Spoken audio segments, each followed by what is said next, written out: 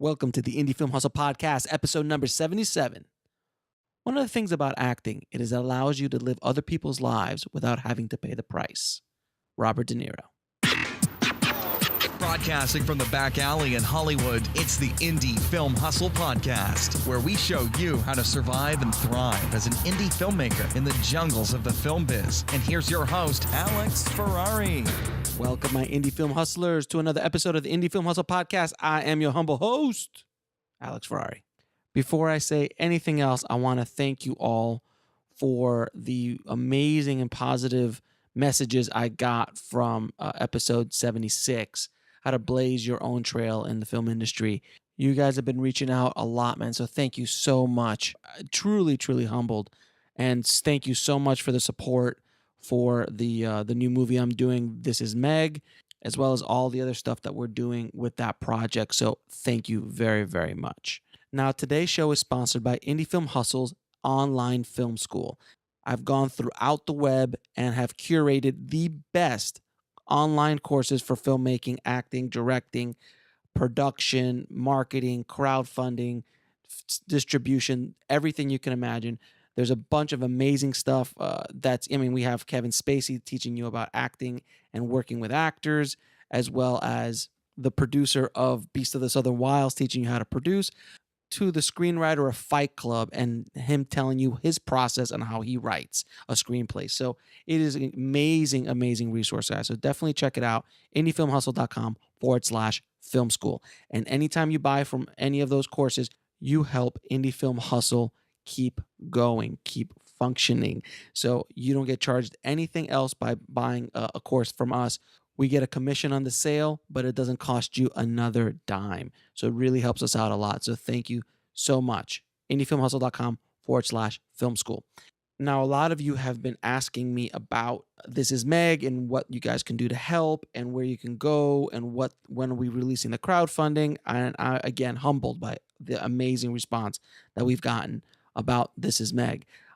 First and foremost, if you want to be part of the launch team, you can head over to indiefilmhustle.com/launch team and sign up for our private Facebook group, and we'll tell you all about what's going to be happening in the coming weeks as we get closer and closer to our crowdfunding launch to get this movie made.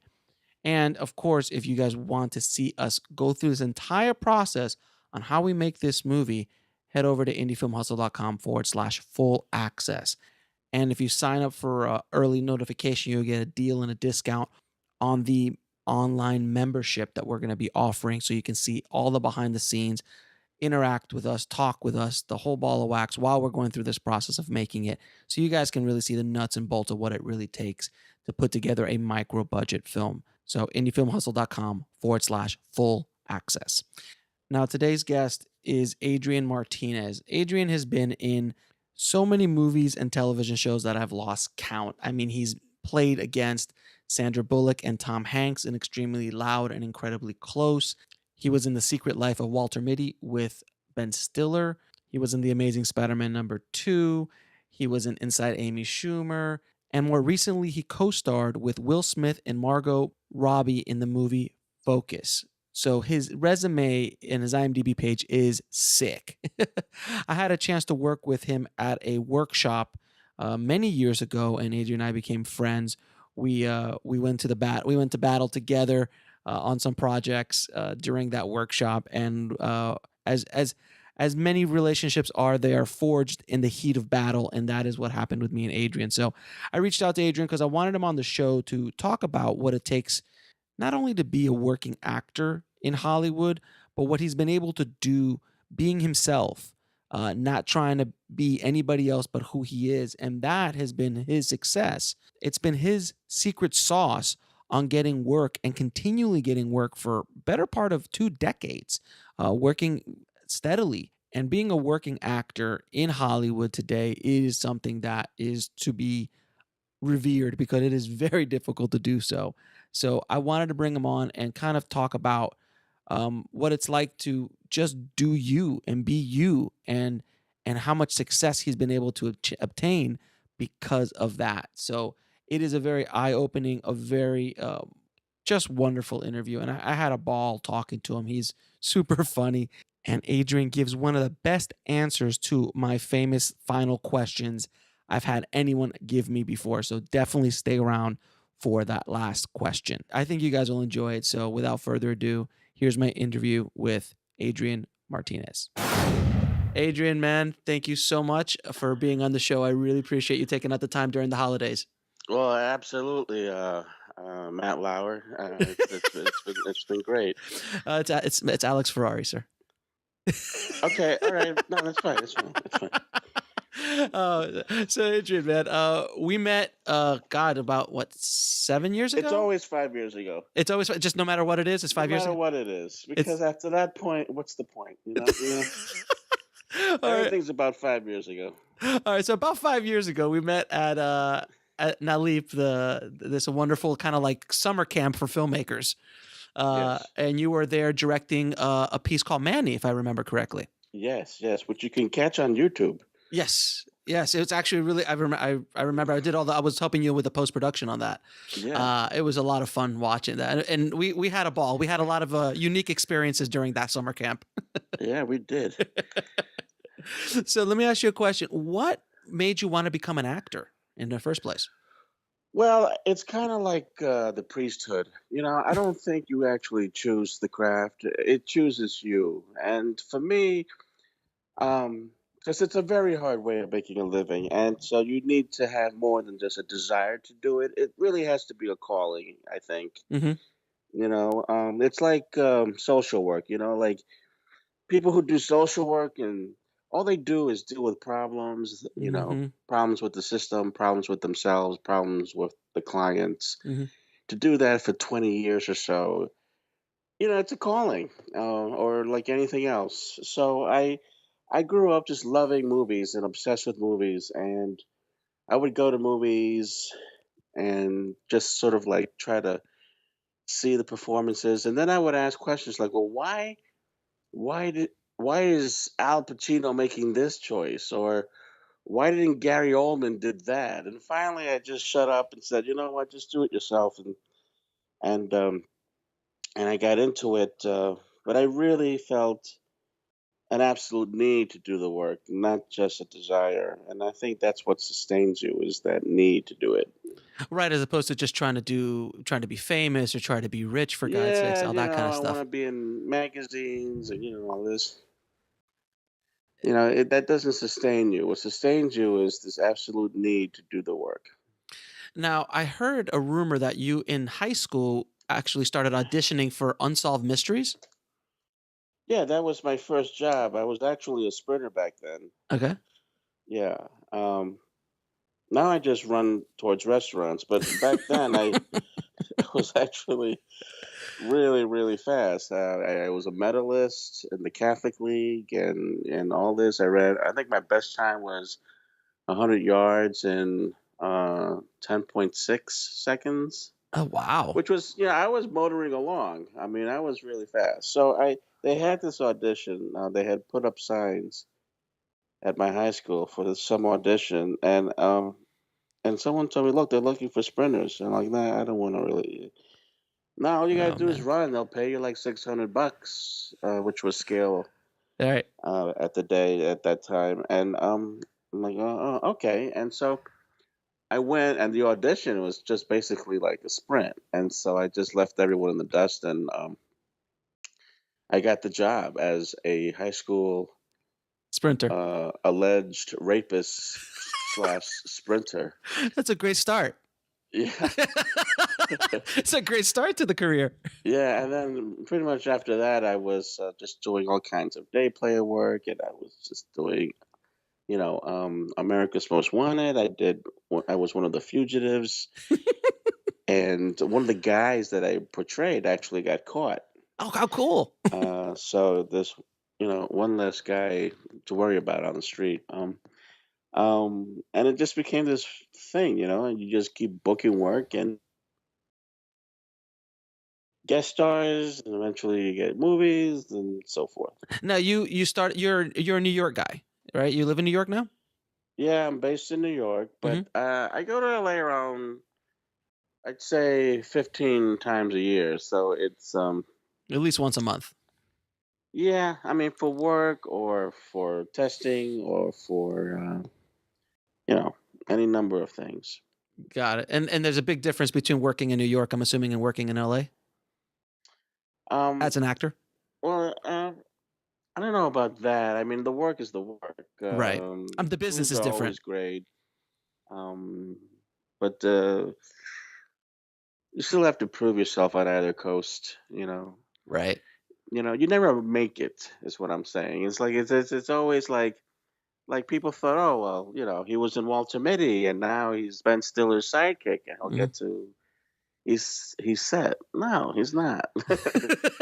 He still had to go and audition for this other movie I did called Focus Right. with Will Smith, Right. and so people thought, oh well, not now. Now he's arrived. Man, He's yeah, done. He's done, right? he's set. No, he's not. So how many mansions do you own now, and how many cars, and are there crazy parties with naked women flying? That's the way it's like Entourage, right?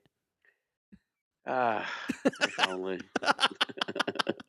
That's what I really try to preach, man, on Indie Film Hustle, man. It's just to kind of break down that kind of. I just want people to like understand the realities of the business, and then try to make it within that reality, and not to just constantly be thrown, because we're sold this Hollywood dream. And I always tell people who don't live in LA, I like, you know where the Oscars are? I go, yeah. Okay, if you go to Hollywood Boulevard when the Oscars are not running, it's not a really nice place. Yeah, it actually isn't. It's like a disgusting cesspool of a place, except for maybe that one block. And even that Yeah, one block, you've got those weirdos coming out dressed as yeah, Spider-Man. It's but I go, that's the perfect analogy of Hollywood. Like, it's yeah, on TV, it looks insane. yeah. And Otherworldly, yeah. yeah, it looks like, oh my God, this is, the streets are paved with gold and all this stuff. And it's not the reality of what the business is like. So I was going to ask you a little bit about working, because you've worked with some insane people, some insane actors, some legends, and obviously big movie stars like Will Smith and stuff. How does it? How do you work, or can you give advice to an actor who's working with someone of that caliber for the first time? Because I can imagine it's intimidating working like on an interpreter. You worked with Sean Penn and Nicole Kidman, Yeah. like that, you know, on the in the UN, no less. So like, how did you like walk into that first meeting with them and like work, because they're legends and they're Oscar winners and stuff. How do you work? What advice would you give to an actor like working with that caliber of performer? I would say you have to approach it completely prepared. Hmm. Like, know your lines so well that you could say them as quickly as you can count to 10, you know? Hmm. Like, no matter how nervous you are, you can still count to 10 because you got that down pat. That's how well you got to know your lines. So you don't even have to worry about that on the day. And then actually, I think it's really important to just be respectful and say, I'm a great fan of your work. Uh, Looking forward to working with you. And usually, like 9 times out of 10, the stars are very, very, generous and cool. They're like, oh, yeah, it's going to be great. Don't worry. Yeah, you're going to have a good time or something like that. Right. And then and pay real close attention to not being too chatty. Like if the star wants to talk, great, we Hmm. can talk all night. But otherwise, just go over your lines. Keep in mind what your objectives are. Stay focused on the job at hand. Be professional. Be professional. Yeah, be professional. And I feel that's worked for me. If you don't try to say, hey, by the way, like between takes, listen, I wrote a script. Um, Will, I think you would be awesome in this. yeah, I'm doing a remake of Three Amigos with you, Will Smith, and Ben Stiller. Why are you walking away? Hey, it's just not going to work. Right. It's just not the time and place. There's a protocol. There's a procedure. Like, Right. and this happens. No matter where you are on the food chain. Like people Facebook me with messages about I got this great script and you'd be great for it. I don't know who you are. Right. You know, Right. You have to just kind of work your way into the system and earn the right to work with X, Y, and Z. And so you definitely don't do this on a set unless they say, "Hey, by the way, I got nothing to do over the next 3 years. Do you have any script ideas for us?" Which has If they happened. say that, How many times has that happened? It's the equivalent of a client coming to me in post yeah, production and it's going, "All I have is time and money." yeah, yeah, Right? it's never happened in human history, but should it happen, then Should- okay, Then you could bust out that script that you've been carrying around for 5 years in the back pocket. right. But you might have to cut in line for the grip because the grip also has a script. Everybody has a script in LA. It's so funny. I was talking to Michael Haig, who's a script guru out here in LA, and I go, every time I walk into a Starbucks, there's at least 3 or 4 laptops with Final Draft open. Yeah, Any Starbucks anywhere in LA at any time, and if not, yeah, someone's talking about it. It's something so unique to this town. It's not like that in New York by any stretch, but here it's crazy like that. yeah, Everyone has a script. Um, yeah. so what would you consider your big break in the business? Like after you got this, you're like, okay, now I can make a living doing this. Well, it's hard for me to say because I haven't had a regular job in 15 years, but I don't know. I can't. You know, I don't know. I mean, because my career is different from someone else's. Like John Boyega, like that's a Mhm. break. Yeah, that's you think, yeah, the little independent film he just started out in, right? It's Yeah, like I don't know how the hell that happened. like Daisy, yeah, Daisy Ridley, I think her name is. Ridley, Yeah, and yeah, like I that's a just feel break. like that's a break. That kind of jump starts everything a little bit, But look, and But it could look there's and different kinds of careers. There's the right, career like that where you just get incredibly lucky and you just pop. and they find you and you're 20 and you're set for life. Hmm. That happens 1% of the time. Hmm. For the most part, I would suggest that careers are more about building blocks and time and patience. You need to be willing to put in at least the next 10 years of your life auditioning and working towards building up credits and getting established in the casting community, and then maybe one day you get a chance to do something special.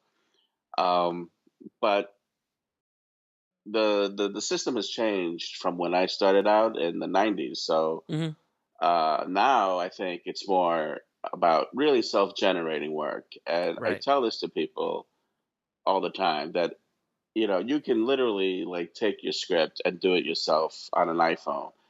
There's a movie called Tangerine that just Hmm. got a Golden Globe nomination or an Independent Spirit Award nomination, Hmm. and it was completely shot on an iPhone. Hmm.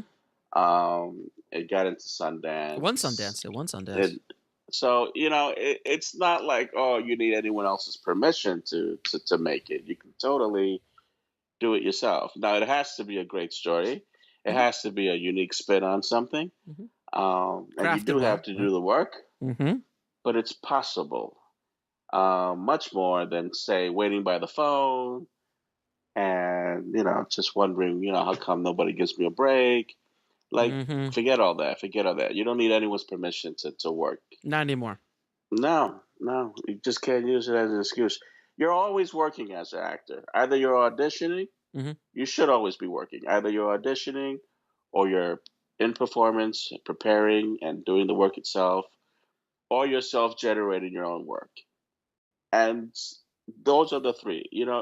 So if that's what you set up for yourself, you are always working. Hmm. You know, do you have a website? Do you have a killer reel? Have you shot your short film with your buddies or whatever? Have you written your full length script in case they like the short film version of it and they want to give you, 300,000 to shoot the feature? Like these are the things you need to do. Have you started a Kickstarter campaign for the movie that you really feel will resonate with an audience? Hmm. Um, do all that and then say, you got nothing to do. Right. Right. And one thing I find fascinating about your career, because ever since we met 5 years ago, you've popped, ever since I met you, then you started coming up in things I watch all the time. I'm like, oh, there's Adrian. Oh, there's Adrian. There's Adrian. Yeah. And and you just started popping up, and then I started kind of because I have a lot of actor friends and friends in the business and stuff, so I always like to analyze people's careers and how they do what they do and how they're getting there. It's just something I do because I'm still trying to make it as well, doing what I do. So what I noticed that you What did, do you do? man, I don't know. I torture actors at workshops in Santa Fe.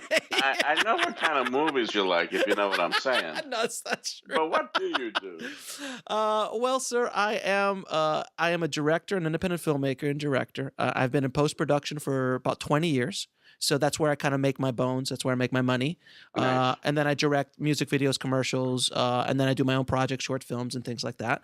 And then I'm always looking for that feature. And I'm this year coming up. I'm going to be hopefully making my first feature film, just like you said, bootstrapping it myself, doing it myself, with more resources than most people have at their disposal between connections, post, knowledge, cameras, all the stuff I have. There's no excuse anymore. I like the role of the chubby Latina you have in that. I thought that's the one role that can really make. Do you know someone? Movie. Do you know someone? I can. Do you know Luis Guzman? Do you know Luis? If you can connect me to Luis Guzman, that would be awesome. He's booked for the next 5 years, but I do know someone else. Well, what I was saying about your career specifically is a lot of actors always are like trying to, I don't know, they're trying to be someone they're not. They're trying to be the next this or the next that. And what I've noticed from studying you, at least from this point of view, is that you've been you. You're Adrian Martinez. There is no other Adrian Martinez out there. And that's what's made you successful. I think we're all relieved about that. But the thing is that there is no one else like you out there. I've never seen there's there's another Adrian Martinez type. No, there isn't. There is only one Adrian Martinez.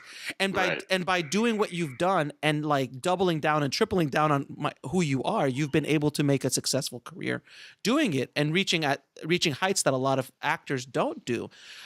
Where a lot of actors I've seen and I've worked with, they're like, oh, I want to be this next Tom Cruise, or I want to be the next this or that.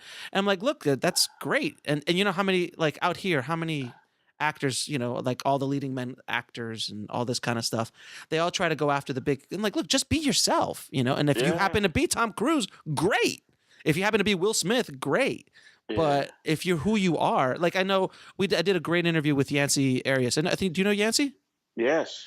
Great actor. I love Yancey, and Yancey he's one of those, like you, he's one of those workhorses guys, like just been pounding it for years. And Yancey and I have worked on a lot of projects together. He's a good friend of mine, and we I'm like, I said the same thing to him. I'm like, Yancey, you just do you. Like that's who you are. You're not trying to be anybody else. And I think that's the best advice you can give anybody in this business or in any business in general, but in the film business, as a director, as a writer, as this or that. Just do you. And I think you quoted, I think in an interview once, you quoted about no one's going to tell a better story or the truth about you better than you, or something along those lines. Well, yeah. I mean, the most absolutely, sexy, seductive thing is a person that's completely confident in themselves, and they're able to trust who they are, to the nth degree.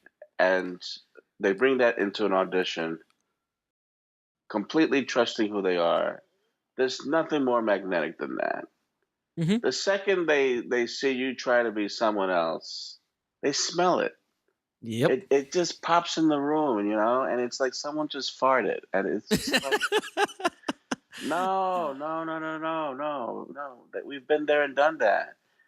Yeah, it's the person that is completely comfortable with who they are, like a Will Smith, like a Ben Stiller, like a Yancey Arias, who is a terrific actor.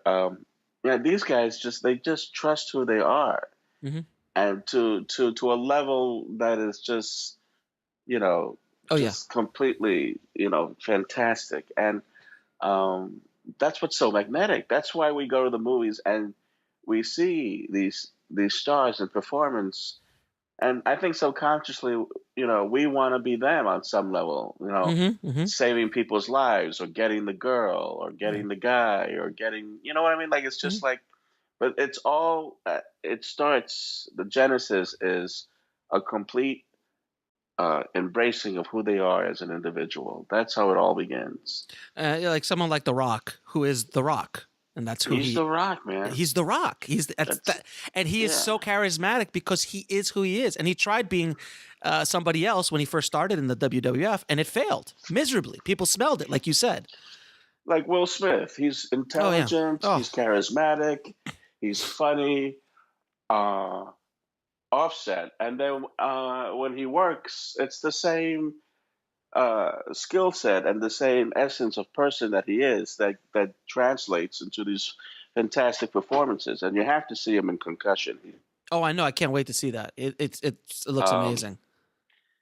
but yeah, so that's what it is. It's about an absolute faith and trust in who you are as an individual, and then you add on the idiosyncratic behavior of the character, Right. or the mannerisms, or the whatever it is. Mm-hmm. Like Johnny Depp in Black Mass. Mm-hmm. Johnny Depp was Johnny Depp.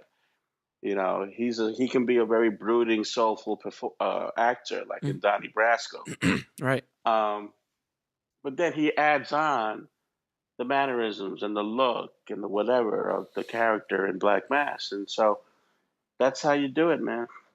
It's like, well, like I think in today's generation, as far as directors are concerned, I mean, the directors that people really love to go see are people who just know who they are and love, and they have their style, and they don't even try to be anybody else. And I think one of the best examples of that is Tarantino. Like, he doesn't care. Like, I'm gonna make my movie. I'm gonna say whatever the hell I want to say, and this is who I am, and that's it.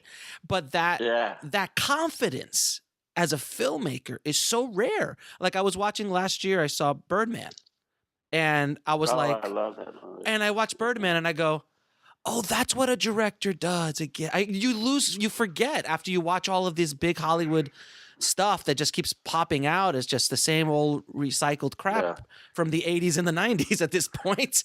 I would have to say Inari 2 is like the guy I would love to work with. I mean, I just saw The Revenant, and Oh, I'm dying to see that. Is it good? once again, yeah, it's fantastic, Uh-huh. and it's so brutally honest. Like, every scene is just so brutally honest, and the performances is so great. Tom Hardy, DiCaprio. Yeah. I play the bear in that, by the way. I don't know if anyone knows that. It was not on your IMDb. You got to get your agent on that. Yeah, well, yeah.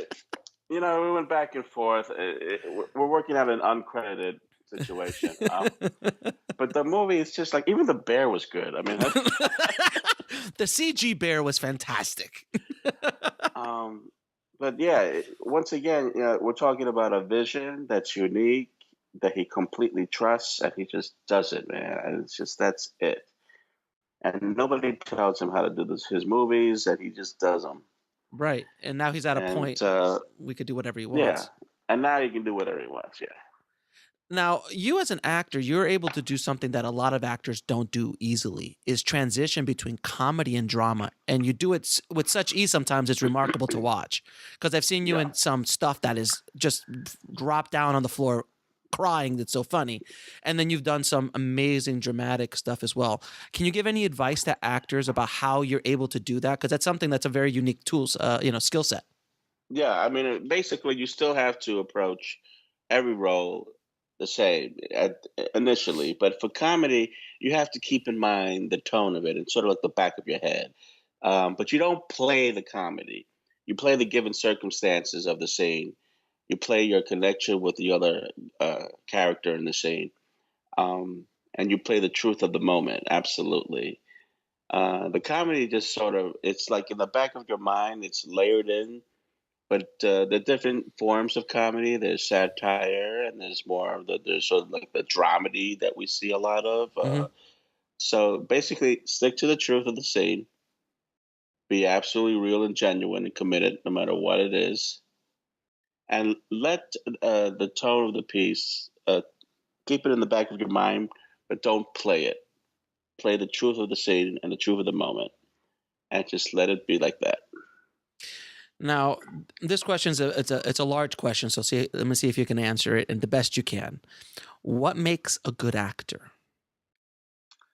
You believe him or you believe her. I mean, it's absolutely about the suspension of disbelief. Like, you watch a performance and you don't really think, "Oh, that's acting." Kind You of like just when believe. Meryl Streep works. Yeah. I mean, you just believe this. The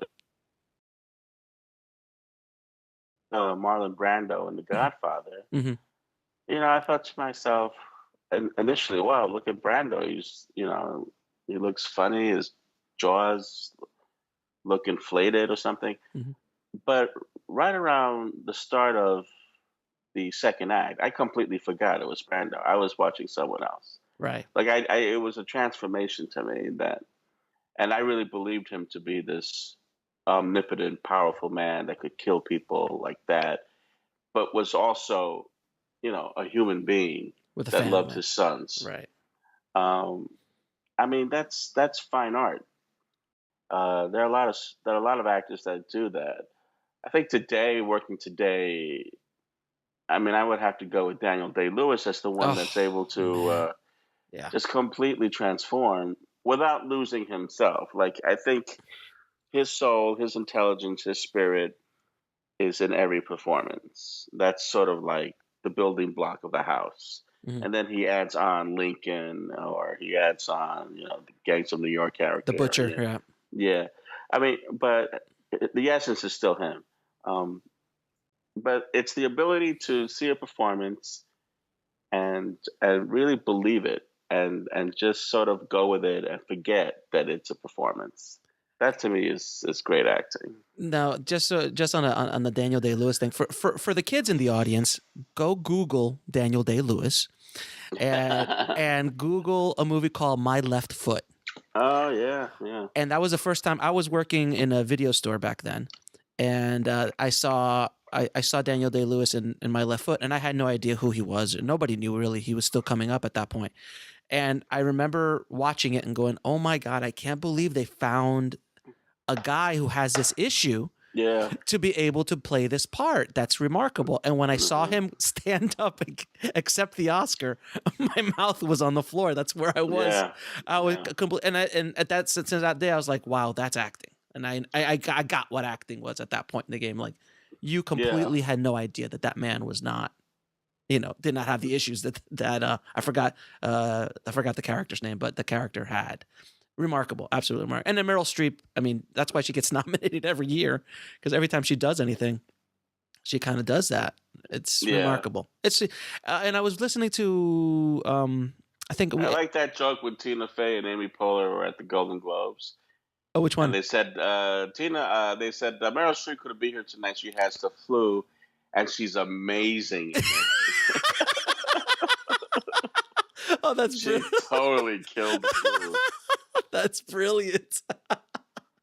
No, I did an interview with Robert Forster a while ago when I had the pleasure of working with him, and he told me Quentin's best direction to him was he would stand right before the scene. He goes, "Just make me believe it," and that was it. That was his direction, and he'd say it often on Yeah. set, and that's true. That's the job of the actor, is to make the audience believe it. So now I know you've been in the business for a few years now, 5 years at least. About 5. Yeah. About 5 years. And you've gone through a few auditions in your day, a couple, I'm sure.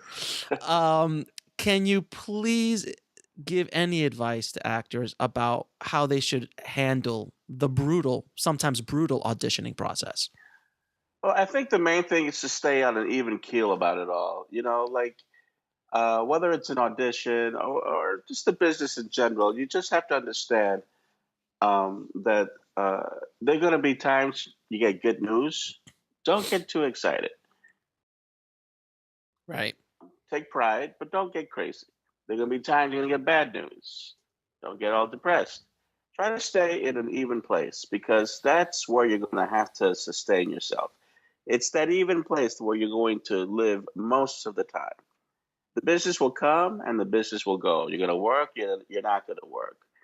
But you have to be able to keep yourself and fill out your life with the people you love and go to a museum and just really fill out your days, not obsessing about the work because the work comes and goes. As for the audition, I really feel you have to know your lines as best as possible, be absolutely prepared. Don't go in trying to shake hands and give out cookies. That's not going to work. If they offer you a handshake, yeah, of course, you shake their hand. Um, Sit down or stand up. Give yourself a moment to take a sort of deep breath and reconnect with yourself as a person. Just give yourself that beat.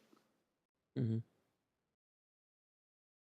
And And I, and sometimes they want to just like plow through all that. You have a right to say, "Sorry, I just need a moment." Or right. not even sorry. Excuse me, I just need a moment. And just take that deep breath, rechannel your energy, go. And that has because sometimes you get caught up into giving them your power. Like, oh, all right, we got to start right away. No, Just I do like to you. do this. Yeah, I like to stand. I don't want to say it. You have a right to set the room for yourself. You have a right to take your time with the piece, and you have a right to do it as you feel you need to do it. And then, if the director's in the room, he'll get likes you, he'll ask you to do it a different way. Right. Because he wants to know that if on the day that you'll be able to take direction, because things change on set. So he wants to know if you can go with the flow.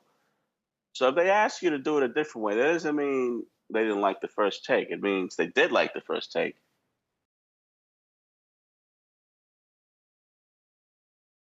Now the direction, in case that becomes a necessity later on.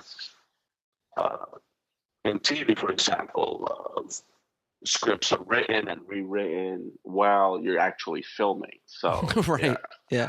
Now, what? So Yeah. are you? Can you talk a little bit about the difference between film and television because you've done so much of both? Yeah. Well, film is I don't know. It depends on what kind of movies too. Like independent movies, you can improvise a lot of independent movies. You can improvise in feature films. A lot of what I did in the movie Focus was improvised. Hmm. I had directors that really respected me and trusted me and knew how demented I was. So they were like, You are, sir. if you want to say stuff, that you think is funny, go ahead and say it. TV, that's not going to happen because TV goes through an advertiser, it goes through standards and practices, it goes through all these different levels of censorship and copyrights and all this. So what's written is what you're going to say. Um, so you have to be willing to understand that and just make it your own as best as possible. Um, so that's one difference, I think. Time is different. Like time in TV, when you're filming television, it just goes by a lot faster. They're basically making a short film every 8 days if you're on a TV series. So every 8 days, they have to cast it, set up the locations, produce it, shoot it, and do the post production for like one episode of The Good Wife. Hmm. Um, and so given that world, they have to shoot fast. So you're gonna get like one or two takes tops. And then if you're like the guest star, it's interesting how it works. They'll do a master shot, and they really like you. If they like what they're seeing, they'll take the time to add in a close up of you. Hmm. And that's like the highest compliment. Like that's when they say like let's move in on Adrian for a single, that means they feel they've got the goods and they are going to spend the time and the money, and it's a lot of money to ask these professional cameramen to move in on your face and capture you in this way on a single close up. Uh, That's if they're interesting. not crazy about you, they'll stay with the master and they'll move on. or they'll do like maybe a 3-shot, just to kind of like. But the highest compliment you can get on a TV set, because it's so expensive, is when the director says, "Let's get a close up of Adrian. Let's get a close up of Alex," because that means they really feel they got the chops, and you got the chops, and they want to see it more. Definitely, let's not get the close up on Alex, please. Yeah, all right. Please, no close ups on Alex. I'm behind back. Let's pull back. Yes, pull back to the wide, guys, please. How about Cleveland? So, another thing, I'm a director, so I've worked with actors a lot, and I asked this question as well, and I wanted to ask you, are acting classes needed for an actor to become an actor? I feel like it's one of those things where it can be helpful if you have the right teacher. You should have a basic craft. You should know how to break down a script. And Uta Hagen was certainly a wonderful teacher, and her book Respect for Acting is very helpful. And it's good to go to classes if you feel like you just need to be in front of people and just work it. It's important to do that, but don't get too attached to acting classes. Like, there's a lot of people I've known over the years that like, yeah, I'm an actor. Oh yeah. What are you working on? Oh, I'm doing the Seagull. Oh yeah, where are you doing the Seagull? Oh, HB Studio at downtown. Right. Oh yeah. Oh, you're doing scene set? Yeah, I'm doing a scene. Okay. And then you like 2 years go by, 4 years go by, 6 years. What are you doing? I'm doing Waiting for Godot. Oh yeah, where are you doing that? Oh, at HB Studio. Like, right. I know people that they love the safety net that an acting class provides, and so they're afraid to break out of that. I've met people like that over the years. So do it, but don't get married to it. Like, just remember, you want to be a professional at work, and make a living at it, and that's not going to happen in a class. So, but I think if you're starting out, it's good. I think if you haven't worked in a while and you just want to get back in shape, it's good. Just don't get too attached, because it can become a blankie. Yeah, for lack of a better term. Yeah, I completely understand. Trust me, I understand that completely. Now, one thing I know, and actors get this more than anything, and I think it's brutal. And anytime I'm in directing, I always feel for the actors. How do you handle rejection? Because it's so much and so often. How do you handle it?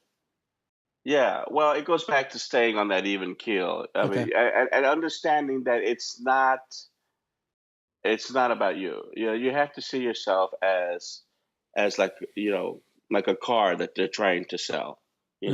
Right. And so we need a Honda, okay? And you might be a Ferrari. No pun intended. Yeah. And so Ferrari's great. Ferraris are amazing, but we need a Honda. Yeah. A Ferrari is never going to be a Honda. No, never. No. Right. Or vice versa. We need a Ferrari, and you're a Honda. You just are. So you can be great in the audition. You can be prepared and focused and wonderful, but you're not going to get it because they just need that Ferrari. Right. And that's fine. But it's really important, though, to take pride in your work at the audition. It's really important that the universe sees that you're prepared and you're doing the work, so that when you leave that audition, you can say, you know what, whatever happens, I don't care. I nailed it. And I nailed it. And you can let it go. There's a great scene in the movie that Gene Hackman did called Hoosiers. Oh, yeah. Great movie. Where he's talking to the team, and it's before the big game. He's like, listen, focus on your fundamentals, really nail this. And no matter what happens, I don't care what the score says, you're winners in my book, And it's the same thing for this, like, You go in and you nail it, and then you just got to release it, Right. because otherwise it's just going to drive you crazy. Well, that's one thing that Yancey actually said, said something similar in the sense that you go in and no matter what the audition is, you do the best you can because you never know what comes down the line. This might not be the right project for this director and you, but the next one might, and they That might. just happened to me too. Oh, did it? Yeah, that just happened to me. I auditioned for a TV show for a series regular. I forget what it was, Mm-hmm. and I didn't get it. And I really was good. Like, I really gave it everything I had, Mm-hmm. and it smelled really good. I thought I was right for it. Uh, and then I found out that they wanted someone who looked uh, more Dominican, more dark skinned, and all this. Mm-hmm.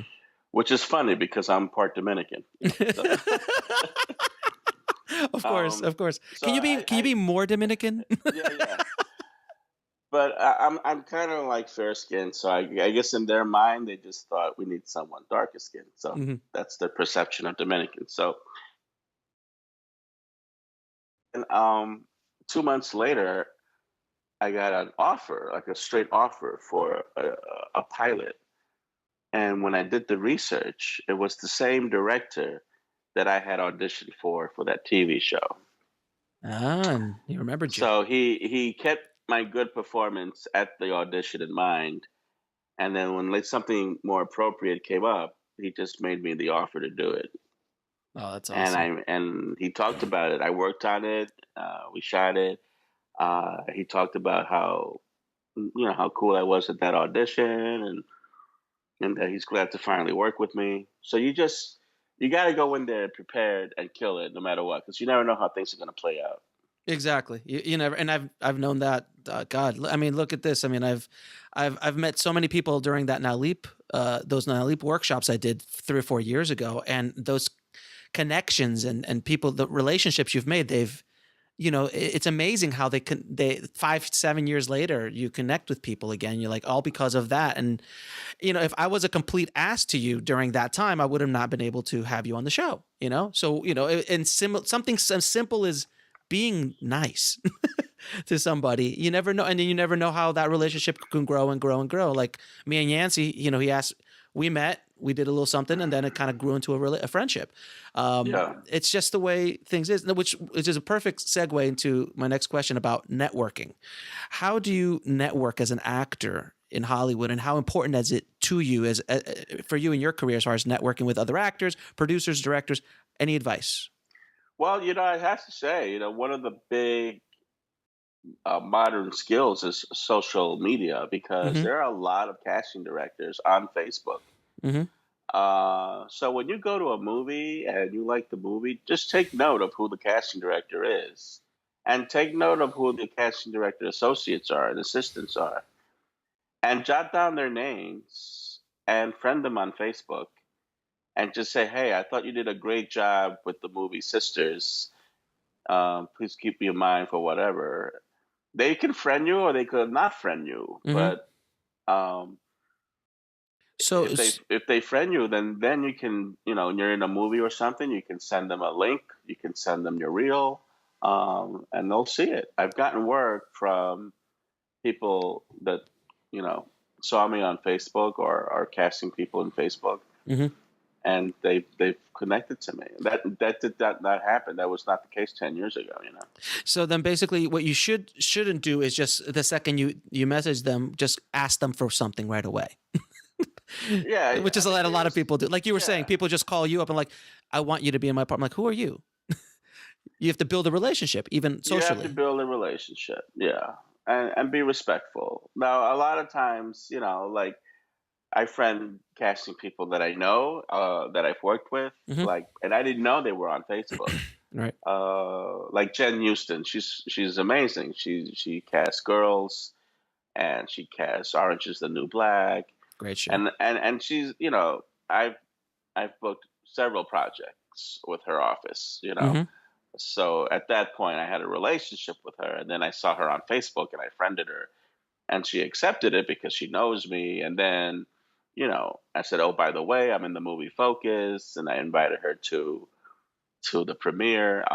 So you can do that, because Hmm. they know you. If you don't know the casting person, I think it's fair once they put out they're on social media. I think it's fair to say, listen, I understand I don't know your work. I haven't worked with you. I haven't got into, but I saw your casting in, the movie, you know, Spider-Man, and I thought you did a great job with that. Here's my link if you ever get the time to check it out, and just leave it like that. Hmm. And then just leave it like that. I mean, like really leave it like that. Don't Right. make them block you because you kept writing and never got a response. Right. Right. Um, Drop but seeds. Drop seeds and see if anything plant a flourishes. seed, see what happens. Float some balloons. Yeah. So, now how do you prepare for a part as an actor? I always find this part Um, fascinating. I don't know. I have an unusual approach. I Why mean, doesn't that surprise me? I I look at the script and I really try to bring a unique spin on the character. Like I always try to find the humor, absolutely, because I think even the most cruel people can be funny. Um, I remember Forrest Whitaker. He played that dictator. Oh yeah. Uh, Oh, he won Last the Man in Scotland. Oscar. Last Man in Scotland. Yeah. Yeah, I mean, he was fantastic in that. But when you look at, he's a charming guy. You Hmm. know, he was funny in that movie. He was charming. He was filled with light. But Hmm. at the same time, there was all this Murder. power and destruction going on. Sure. So that's important, is to find the humor. And then I always try to come up with like a physicality that I think represents the character. I did a movie called "It's Kind of a Funny Story" with Hmm. Zach Galifianakis and Viola Davis. Hmm. And if you see that movie, like I'm always like combing my hair or fiddling with my hair, and it's not something overt. Uh, but to me, like that character who was in this adult group home where people haven't seen it, and he's kind of like has some mental illness. To me, his look, the character's look, and how he was always obsessed with his hair, was a way into the character. So if you see the movie, you'll see me always like tapping my hair or combing my hair or like just checking on it. Um, and I did a movie called Casa de mi Padre, Yeah. It's a where great where film. I It's so funny. I I used an avocado for that. Like to me, this guy was either always trying to share an avocado or always eating an avocado. And that was Like something you brought to the table. it was, yeah. And I had to fight for it because the writer was like, "Well, it's not in the script." All right. Like I was like, "Yeah, no, it's not in the script, but this is just my way of bringing something into it Hmm. that expands on the role." Right. And That's because funny. yeah, I mean, I just feel like you have to bring something that's unique uh, to the role. And so when I go through the script, based on what I read, I try to come up with something that I think expands on the role, and it's just sort of interesting, an interesting spin on it. And then if the directors are okay with it, I'll add some dialogue, either at the top of a speech or at the bottom of the speech, Hmm. that I think will make it funnier or more moving or whatever. But make sure, please don't write to me, and make sure the director is cool with that. Right. And usually in movies they are like they'll say like, yeah, we'll do it one way scripted, and then we'll just do one way and we get to play around. Right. When they play around, be prepared and have your ideas, at the ready. But make sure they work. Make sure the ideas work And also that they're open to it, and they're open to it. Like with and that they're open to yeah, it. like Yeah. with Robin Williams, that's all they did. They just like, okay, they scheduled in his improv. Yeah. Like there's a line in the movie Focus where I say, I'm accusing Margot Robbie of being a lesbian, Right. like, Yeah. Yeah. Yeah. and I say, Every time you talk, every time you speak, all I smell is vagina or something like that. Yeah, yeah. Yeah. And so, you know, that made the cut because A, the directors were open to it, Hmm. and B, Margot Robbie did not break character. If Oh, she starts laughing uh-huh. uh, and stops the take, then that's it. It's not in the movie. But the fact that she stayed in character saved my ass. And that's a tribute to her professionalism that she just went with it. That's brilliant. You know, and I saw that scene. I remember I saw the movie. It was funny as hell. You did the whole Scarface tongue thing, which was nice. Well, yeah, that's my little homage to You know what the women love, man. Anyway, her. so you obviously been you've had an amazing acting career so far. Now you're getting into directing and producing as well, correct? Yeah, I mean, I feel like you absolutely like what I said before about self-generating work. Because I'm definitely a character actor. I've been the sidekick to a lot of stars. Mm-hmm. There does come a point where you want to also be able to say what you feel is important. Mm-hmm. Not just be a plot device for someone else's ideas. And so, to that end, I've written a few scripts that I'm going to get off the ground next year, and I'm really excited about it because it's a chance to really lay claim to an idea Mm-hmm. and from start to finish. And you're working on some. You've done some micro shorts, like improvisational shorts. Yeah, I mean, that's another thing that I really hope people do is like, just grab your buddy and just start shooting something and put it on YouTube. Like, there's a guy I worked with on Walter Mitty called Alex Anfanger. Mm-hmm. Alex is a good guy. He's like, I don't know, he's like 25 or something. Mm-hmm. And he had a bunch of shorts that he did. Um, and Ben Stiller's company caught wind of it, and now he's doing big time in Hollywood for Comedy Central. Nice. And he's, the exec producer and the creator of it, and he's on his way. So it can happen. It can happen, you know? So one thing I've noticed doing indie film hustle, and this is something I've never had done. I'm consistently doing work. I'm consistently putting out content, meeting new people, and the blog is it's almost forced me to, because I have a schedule that I keep I do two a podcast every week, and I do a blog post every week, and I'm constantly working towards putting out good content, and that everyday thing, like you have to keep showing up, you have to keep like Woody Allen says, half of was it 90% of success is just showing up, or something along those lines.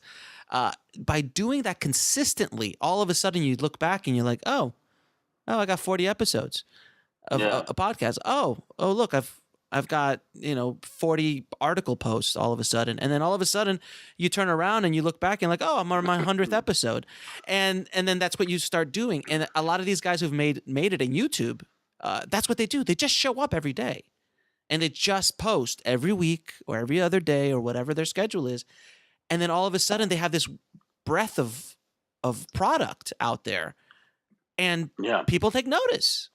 they do. And it's interesting because we live in an age where like the smartphone has everything immediately. If you Correct. want a restaurant, immediately you will get it. If you want, a store, immediately you'll get it. Something on Google. Mm-hmm. But a career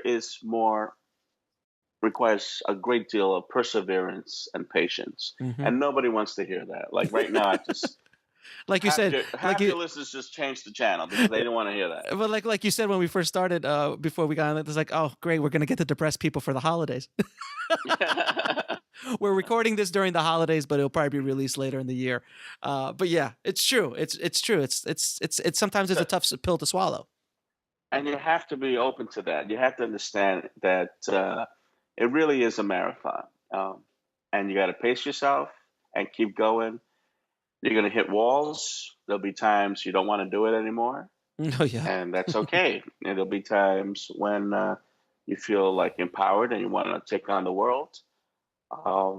So it's definitely, it's not for everyone.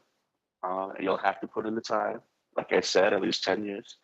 But if you're ready to fight the fight, if you feel like you have no other choice, Yeah. then I wish you well. Now, you've worked with some amazing directors, Adrian. What do you look for in a director? Um, I want to feel safe on set. I don't want to feel like if I make a mistake that I'm going to be yelled at. I don't want to feel like what I bring to the set doesn't matter. I'm a unique person, and I want a director that gets who I am and is willing to work with me based on who I am in a safe atmosphere. Um, you're there to fulfill the director's vision, um, but I still feel it should be a collaboration. I mean, he hired you, or Right. she hired you, Mm-hmm. and you're there to fulfill the vision.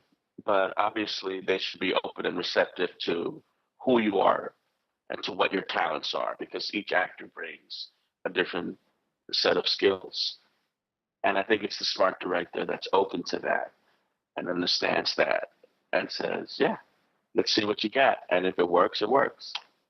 That's you're not the first actor that I've spoken to who said that. That's, I think, the number one Yeah. thing that a lot of Robert Forster said the same thing, and he actually said too. He's like, and someone who also knows what they want is another big thing. He's like, it's just someone who knows when the take is good, and I don't have to sit there and do it 40 times. Yeah, exactly. Exactly. So are there any pitfalls that you can give actors advice on in the business? Like any pitfalls in the business that you can give them warnings about? Warnings. Uh, Gee, I don't know. There are people who are not well in the business. I, That is the best way I've ever heard anyone put it. There's people who are not well in the business. That's great. So when you're on set, um, be prepared. Sometimes people will be inappropriate. Sometimes will be unprofessional, and you have to decide for yourself what you're going to put up with and what you're not going to put up with, and know that going in. Right. If you're a woman, and you're on set, and someone tries, or even if you're a man, and someone tries to exploit you or in some way be inappropriate, you have a right to walk away. Right. And you have a right to go to the first AD and say something. Just make sure that you understand uh, what your power is, and your power, you have a right to defend yourself and protect yourself and not be in an unsafe situation under any circumstances. No job is so important that it means you degrade yourself to get the job done. So keep that in mind. Keep your dignity no matter what. That's great advice. Um, the rules have changed. It used to be like in terms of money, like they would fly you out to to to be a recurring role. Now there's a lot of local hires. So if you're an LA actor and you want to work in New York on Orange is the New Black, you're probably going to do it for scale. Then they're not going to fly you out, and you need to understand that that's how it is, and you have to decide, well, do I still want to do it? Same thing in reverse. I got offered a recurring on some TV show.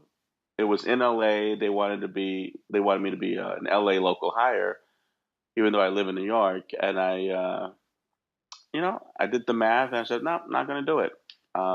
They should fly me out and put me up. Right. So that one didn't work out. But you take each one differently. Like there was another case where I would be an LA local hire because it was a favor for a friend, and I thought the role was special enough. So just know that sometimes you're going to have to spend to earn. Yeah. Amen. Amen. Now, this is one of the. I got a couple more questions left, Adrian. What is the lesson that took you the longest to learn in film business or in life? Oh my God. Paging Oprah. No, let's see. Well, say that again. What is? So, what is the lesson in life or in the film business that has took you the longest to learn? In other words, you might have beat your head against the wall a couple times until finally, like, oh, this is why this is happening. Oh, this is what I should do. Great question, Alex. I would have to go with I am enough. Wow, what a great answer. I am enough. You can spend so much time like worried about your weight, your height, your skin tone. You can spend so much time worried about so many things. At the end of the day, it really just comes down to trusting and accepting who you are as you are today in this given moment. And it is a gift that the world receives it. You're doing the world a favor letting that out. They're not doing you a favor. I mean, the light that you were born with is the light that they want to see at auditions and in performances. You were born with that light, and you don't need anyone else to filter it or change it. That's it. You were born with it. So just trust it and shine. There's like 5 T-shirts in that entire answer. That's awesome. That's some words to live by, my friend. That's wonderful, man. Really, really great answer to that. So these are the last 2 questions are the most fun questions, but also arguably one of the. I ask this of all of my guests. Right. Which is the one most underrated film you've ever seen, and then what are your top 3 favorite films of all time?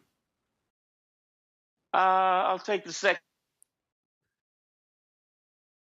with favorite films, Godfathers, The Godfather 1 and 2, Uh-huh. The Shawshank Redemption, Oh, man after my own heart. and The Deer Hunter. Okay. Of course, it's very hard to answer that. No, of if course. we're talking sci-fi. Yeah, of course, Then of course. Then it's of course Blade Runner. We're talking fantasy, and there was The Wizard of Oz. I mean, you can go crazy. Right. A movie that's underrated is a movie called people need to see The Elephant Man, starring Anthony Hopkins. Yeah, sure. and John Hurt as the Elephant Man. David Lynch. It was his first movie. Yep. And it's just really a fantastic movie that you should catch on Netflix or wherever it is these days. It'll break your heart. And to me, that's one thing I want to make sure your audience understands is you should always really think of the character's pain.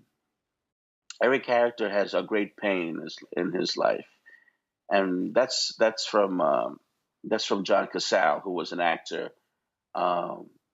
He did 5 movies, all got Oscar nominated, and he was Fredo in The Godfather.